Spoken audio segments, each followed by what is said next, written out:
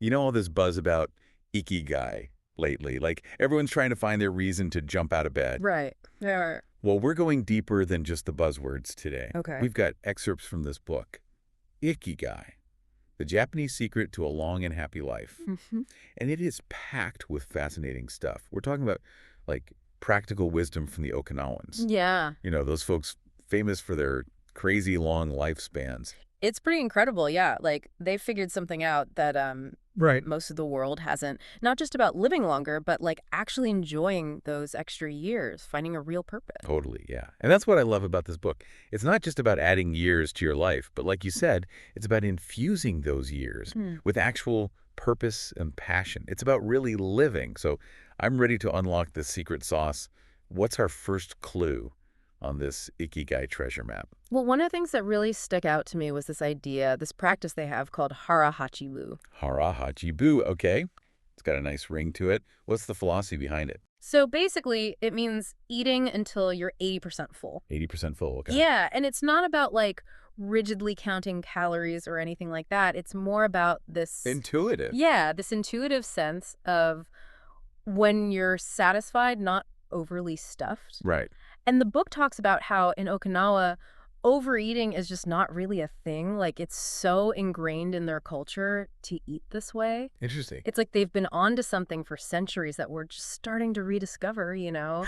Like this whole mindful eating movement. Totally. It's like they've been living it. Yeah, it's like they've intuitively understood the importance of balance, of moderation for centuries, which I think, you know, in today's world, we're kind of obsessed with extremes. Yeah, absolutely. And it speaks to this broader theme in Ikigai of like really prioritizing well-being, but not as this like separate thing, you know? Right. It's woven into the fabric of their lives. It's a lifestyle. Okay, so we're talking about nourishing the body, but what about nourishing the mind? Is there a mental component to this Ikigai thing as well?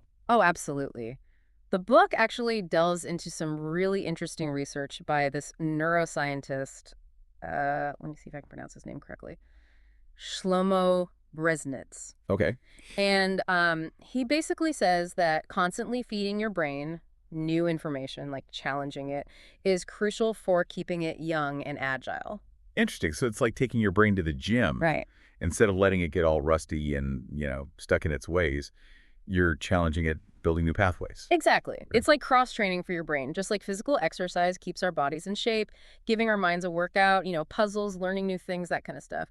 It helps us stay sharp, engaged, adaptable. And I would imagine probably a sharper mind is more likely to make healthier choices overall, right? Exactly. It's all connected. Yeah, so it all ties together. Okay, so we've got the mindful eating, the mental workouts. What else? What other secrets do these Okinawans have up their sleeves? The book also talks about this idea of flow state, right? Yes. Those moments where you're so engrossed in something that you completely lose track of time. Yeah, you're in the zone. And, you know, the book makes this really cool connection between achieving that flow state and tapping into your ikigai. Okay, now that's something I definitely want to explore further. Right. How does the book illustrate that connection? They give this example of the takumi. Takumi, what's a takumi? Basically, imagine like a master craftsperson. They spend their lives honing their skills, striving for excellence in everything they do. They're completely devoted to their craft. So like the calligraphers, the swordsmiths. Exactly, those artisans who pour their heart and soul into their work. Got it. And the book highlights this one takumi who makes makeup brushes. Makeup brush. Yeah, makeup brushes, which, you know, you might think of as a pretty ordinary object. But this artisan's dedication to their craft, to making each bristle absolutely perfect, it's incredible. So it's like taking something seemingly mundane every day and elevating it to an art form. Exactly. And the book is saying that finding that same level of engagement, that flow, even in everyday activities, is a big part of living a truly fulfilling life. That makes a lot of sense. Like, there's this great anecdote in the book about an elevator operator in Tokyo. An elevator operator. How do you find flow in that? Well, this particular operator approaches their job with so much joy, so much enthusiasm that it's infectious. I've totally met those people. Right. You get off the elevator feeling like a little bit lighter, a little more energized. Like, how did they make something so, I don't know. Mundane. Yeah, feels so. Uplifting. Exactly. It's about finding the ikigai, the joy within the task itself. not relying on the task to be inherently exciting. So it's about shifting your perspective, finding that spark of passion in the everyday. Hmm. That actually makes Ikigai feel a lot more attainable. Exactly. It's not this big grand thing. It can be found in the smallest moments. Right. Okay, so we've got mindful eating, mental workouts, finding flow in the unexpected. What other gems does this book have in store?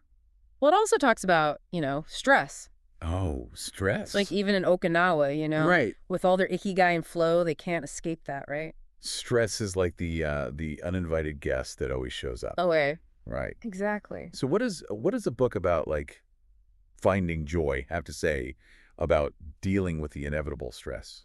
Well, it starts by acknowledging that, we're kind of wired for stress. Okay. Going back to our like cave-dwelling ancestors, the book describes how our brains, they still interpret stress as a threat, right? So they release all these hormones like adrenaline to get us ready to either fight or flee. Oh, wow. That's the stress response. So we're reacting to our overflowing inboxes the same way our ancestors reacted to woolly mammoths. Pretty much, No yeah. wonder it feels so overwhelming sometimes. Right. And while that stress response was like totally crucial for survival back then, nowadays it's often activated unnecessarily, Yeah. putting all this strain on our systems. Right. Always on high alert. Exactly. But like we can't just eliminate stress entirely, right? So the book offers some really interesting strategies for like how to manage it. Okay, because if it's a choice between living in a cave and learning to manage my inbox, I'll take the coping mechanisms, please. So what's their approach?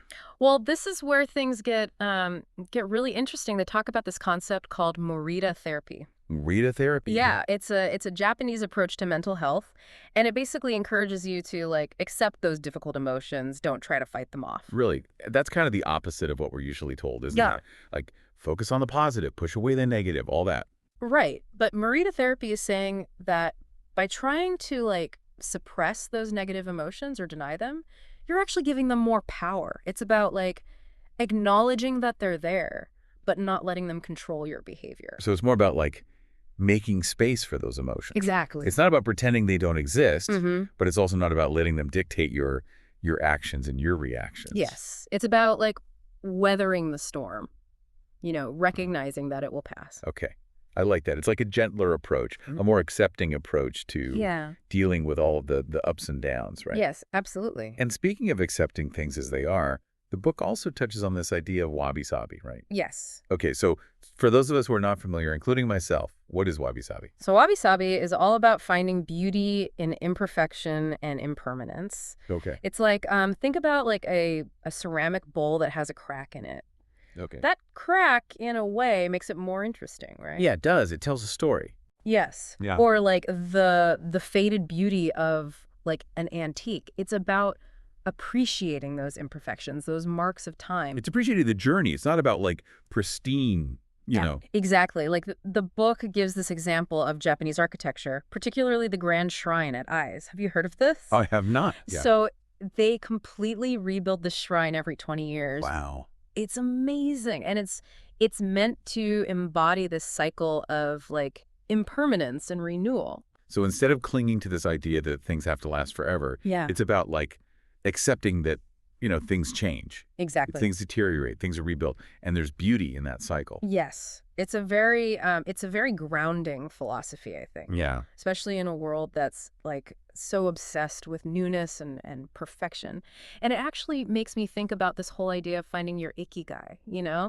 like your reason for being, because that's also a very personal journey, isn't it? So it's, And everyone's Ikigai is going to be different. Yeah. But the book, it offers some guidance. It talks about like paying attention to those activities that bring you into a flow state, right? Yeah. These moments where you're just so engrossed that time seems to like melt away. so you stumble upon a topic that really fascinates you, and you find yourself down this rabbit hole of research. Exactly. Like those are clues, right? Yeah. What are the things that make you feel that sense of energy, that total immersion?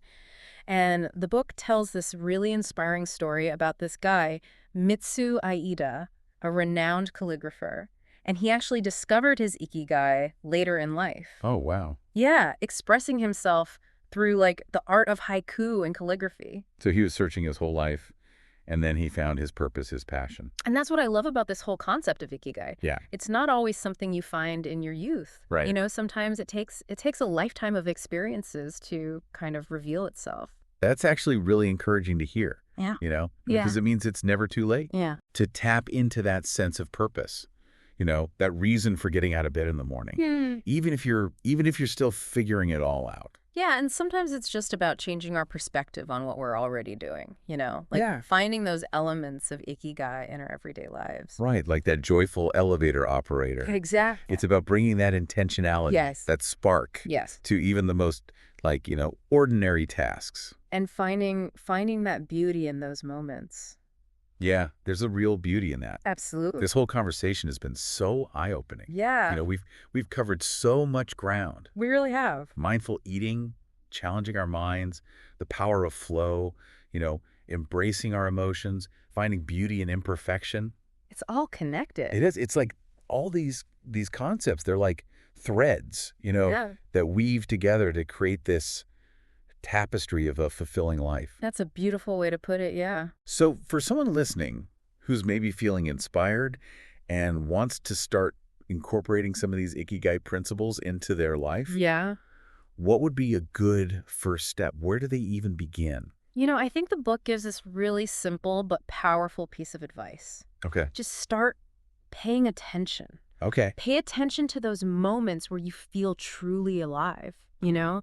when you're so engrossed in something that time just seems to stand still. Yeah. Those are the whispers of your Ikigai. Those little whispers, yeah, those moments of flow, those sparks of joy, yeah. Exactly. It's about tuning into those Yeah. and seeing where they lead you. And remembering it's a journey, not a destination, right? Be kind to yourself along the way. Love that. Embrace the imperfections and just kind of approach each day with a sense of curiosity. That's such a good point. Yeah. Curiosity and kindness. Well, what might you discover? And on that note, I think we'll leave our listeners with this final thought. Okay. To ponder, what if you looked at your own life with all its messy complexities Yeah. through the lens of wabi-sabi? I love that. What hidden beauty might you uncover? Thanks for joining us for this deep dive into the world of Ikigai. Absolutely. Until next time, keep seeking, keep exploring, and most importantly, keep living with intention. Beautifully said.